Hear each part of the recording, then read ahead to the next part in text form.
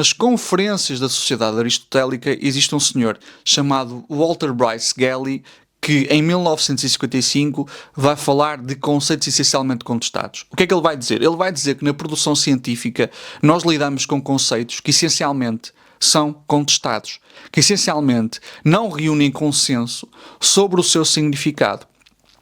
Obviamente, há conceitos que são mais contestados do que outros. Então, populismo, por exemplo, é um conceito extremamente contestado. Existem várias definições de populismo, mas nós podemos falar de outro conceito que também é essencialmente contestado e que nem se fala tanto como ao populismo da sua contestação. Fascismo. Fascismo também é um conceito essencialmente contestado. É um conceito sobre o qual recai muita, mas muita discussão. É um conceito que é objeto de muita discussão. E isto é interessante porquê? Porque muitas vezes, e isto é particularmente verdade nas ciências sociais, alguém, por exemplo, do Chega, vos vem dizer assim: define lá então o que é fascismo. E as coisas não são assim tão simples. Ora, existem algumas características do fascismo que são transversais a todos os autores, e todos os autores vão concordar que, por exemplo, o fascismo é ultranacionalista. Vão concordar, por exemplo, que o fascismo está montado sobre um mito de reconstrução ou regeneração nacional. Vão dizer que, geralmente, o fascismo é um movimento de massas. Vão dizer que o fascismo tem um culto à violência até para a própria regeneração nacional. Vão concordar. Mas depois, os elementos aos quais vão dar mais ênfase, e mesmo a definição propriamente dita, vão variar. Por exemplo, se nós falarmos da definição de Roger Griffin, ele vai dizer que o fascismo é essencialmente uma forma de ultranacionalismo fundada aqui num mito palingenético. O que é um mito palingenético? É um mito de regeneração nacional, um mito de reconstrução nacional. O que é isto? É a ideia de que a nação é decadente e precisa de se reconstruir. Então, para tal, tem de haver uma espécie de revolução. Uma revolução nacional que restaure a sociedade, que restaure a nação à sua glória. Portanto, o Roger Griffin entende que central para o conceito, para a definição de fascismo, está o mito da regeneração nacional. Mas outros autores não entendem que o mito de regeneração nacional seja central. Vou-vos dar um exemplo. O Frederico Finkelstein já não considera que a definição de Roger Griffin seja já melhor. Ele vai dizer que definições de uma frase ou duas frases não são muito boas para entender fenómenos complexos como o fascismo. Onde é que ele fala disto? Ele fala disto no livro chamado Do Populismo ao Fascismo na História. Ele também vai contestar a definição de populismo num senhor chamado Casimir. O senhor chamado Casimir vai dizer que o populismo é essencialmente uma ideologia. Ora, o populismo é essencialmente, enquanto conceito, contestado. Há muitas definições e foram surgindo definições ao longo da história. Ao longo da história das ciências sociais e do estudo do populismo foram surgindo várias definições. Então, por exemplo, quando se estava no século XX a estudar particularmente regimes como o de Perón, Getúlio Vargas, Lázaro Cárdenas, dizia-se que o populismo era uma forma de mobilização baseada num líder carismático que empreendia políticas de industrialização e substituição de importações. Portanto, o populismo era um fenómeno muito localizado no tempo. Era uma forma específica de mobilização baseada num líder carismático e era não só localizado no tempo, mas era também localizado no espaço. Ou seja, era muito focado na América Latina, nos regimes que se foram desenvolvendo na América Latina. Autores como, por exemplo, Torquato Di Tella vão dizer que o populismo era como que uma alternativa à social-democracia que se desenvolveu na Europa. Ao passo que a social-democracia se desenvolve na Europa, o que nós vamos ter a desenvolver-se em alguns lugares da América Latina é o populismo enquanto regime fundado na mobilização em torno do líder carismático que vai empreender aqui um projeto de industrialização que visa o quê? Visa reduzir a dependência do país de importações aumentando, obviamente, a sua capacidade e complexidade produtiva. Nós, basicamente, chamamos estes regimes os regimes nacional-desenvolvimentistas, o de Perón, o de Getúlio Vargas, o de Lázaro Cárdenas, e outros exemplos vão aparecer. Perón, portanto, na Argentina, Getúlio Vargas no Brasil e Lázaro Cárdenas no México. Só que depois vão surgir outras definições. Vai surgir, por exemplo, a definição económica de Dornbusch e Edwards. O que é que eles vão dizer? Eles vão dizer que o populismo é uma forma de política pública, é uma forma de atuar perante as políticas públicas que basicamente estabelece programas que querem apelar ao povo, mas são fiscalmente irresponsáveis. Portanto, se agora o governo, isto é muito hipotético, decidisse dar vales de 500 euros a cada pessoa para gastarem no que quisessem, e isso prejudicasse as contas, e isso, por exemplo, aumentasse o déficit, para Dornbusch e Edwards, isso seria prova de uma política populista. Isso seria prova de que aquele líder pratica ou age na política de forma populista. Obviamente que esta forma de ver as coisas foi muito criticada, por exemplo, por Kenneth Roberts.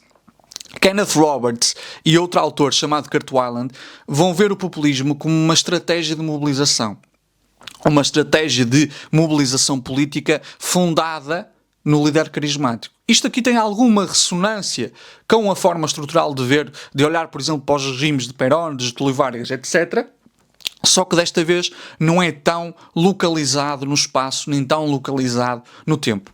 E depois surgiu uma definição, ora, isto é muito resumido, há sociocultural que eu não vou falar aqui, mas depois surgiu uma definição apresentada por Casmud. E o Casmud, que é um teórico holandês, vai dizer o seguinte: populismo é basicamente uma ideologia de baixa densidade. É uma forma de ver o mundo, uma mundivisão que entende que a sociedade está dividida em dois entes moralmente antagónicos. Temos o povo puro e virtuoso e as elites corruptas e corruptoras. O populista geralmente também vai apregoar que só ele é capaz de representar o povo e praticar a sua vontade no poder, restaurando aquilo a que chama a soberania popular. Ou seja, o que é o populismo, por acaso mudo, de forma muito resumida? É uma forma dicotómica e manicaísta de ver o mundo que entende que existe um povo puro e virtuoso e elites corruptas e corruptoras. Isto não é a mesma coisa que entender que, por exemplo, o mundo tem classes. Isto não é a mesma coisa que apregoar a luta de classes. É bastante diferente. Porquê? Porque a luta de classes é uma divisão fundada na divisão do trabalho. É uma divisão fundada em questões económicas, em questões estruturais. Ou seja, o capitalista é aquele que detém os meios de produção. O trabalhador é aquele que, não tendo meios de produção, só tem a sua força de trabalho para vender. Isso não significa que o trabalhador não possa ser mau e que o capitalista não possa ser bom. Nós vemos, por exemplo, o caso do Friedrich Engels, que era amigo e produtor ou coprodutor da teoria junto com Marx. O populismo, em contrapartida, lê sempre o mundo como resultado de uma divisão moral. Ou seja, existe um povo puro e virtuoso, um povo que é fonte de toda a virtude, e existe elites corruptas e corruptoras, sempre corruptas e corruptoras, independentemente de terem praticado corrupção ou não. Ou seja, o povo que o populista diz representar nunca é a totalidade da população, e as elites geralmente são identificadas com a classe política, às vezes com, por exemplo, isto já acontece cada vez mais porque o antissemitismo está a crescer, fala-se de elites judaicas e assim, muito cuidado com este tipo de discurso, isto tem-se popularizado. E o que de facto acontece é que toda a leitura que o populista faz do mundo é uma leitura moral. Por exemplo, quando o André Ventura fala do povo, muitas vezes o que acontece é que ele fala dos portugueses de bem. Ele fala não apenas de portugueses, mas de portugueses de bem. Pessoas que essencialmente são boas.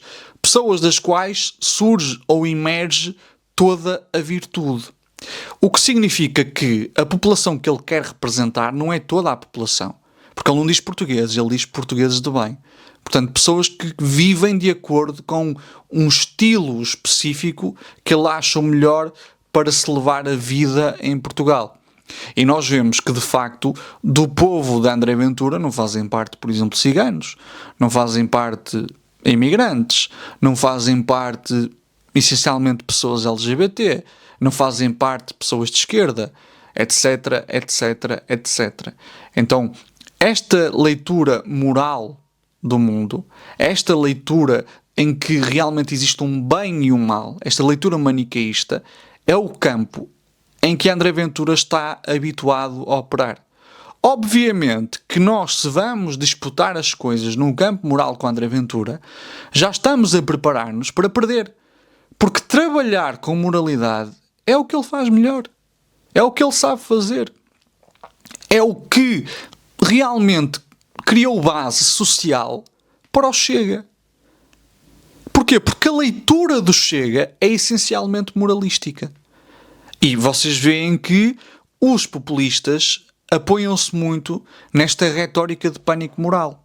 Por exemplo, o Bolsonaro, quando estava nas eleições, não é? Quando estava em processo de se eleger, falava muito daquele mito da esquerda, querer a mamadeira de piroca e o kit gay e não sei o quê. O que era a mamadeira de piroca? Basicamente, era uma teoria da conspiração sobre ser distribuído nas escolas um biberão para cada aluno com o formato de um pénis, com o formato fálico.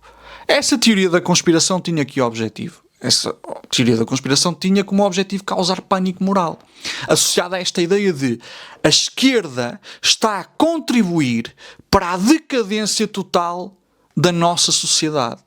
A esquerda está a contribuir para acabar completamente com os valores que nos tornam aquilo que nós somos.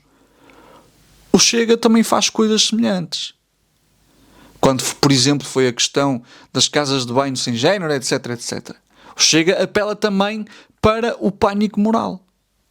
O Chega fala de conceitos abstratos como o marxismo cultural, mesmo que eles não consigam dizer o que é o marxismo cultural.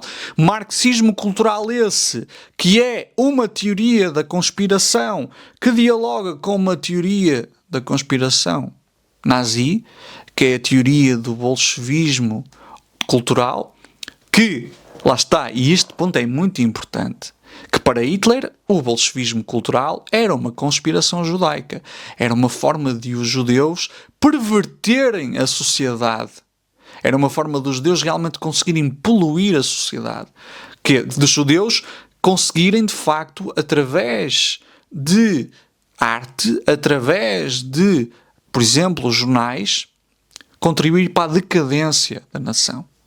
Esse é um ponto muito importante. O marxismo cultural que se fala hoje, que se menciona hoje, dialoga diretamente com a teoria do bolchevismo cultural. E é, na sua base, uma teoria antissemita.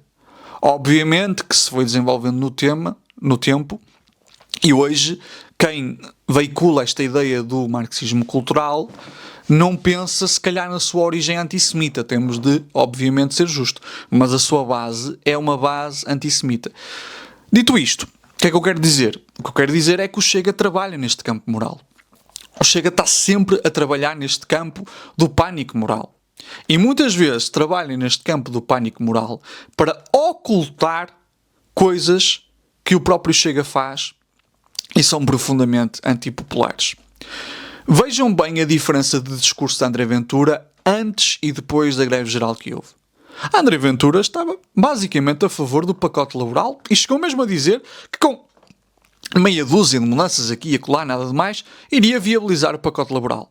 Depois da greve geral, quando percebeu que muita gente estava a aderir, o que é que André Ventura disse? Bom, André Ventura disse que o pacote laboral era uma coisa desumana, qualquer coisa nestes termos.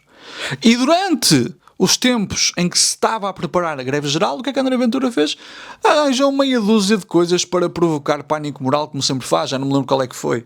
Como eu disse no episódio passado, a pior ou melhor coisa que André Ventura pode fazer é sempre a próxima. O que é que Pacheco Pereira faz no final do debate? Começa a tentar debater em termos morais com alguém como André Ventura. Muito má ideia. Mesmo muito má ideia. Muito má ideia.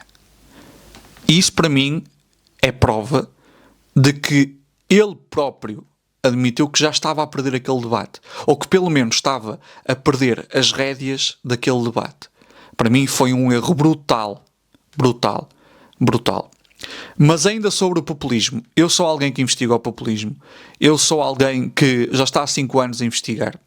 A minha dissertação de mestrado foi sobre o Chega no Facebook, ou melhor, o Chega e a André Ventura no Facebook. O objetivo era identificar populismo em publicações de Facebook, em períodos eleitorais neste caso.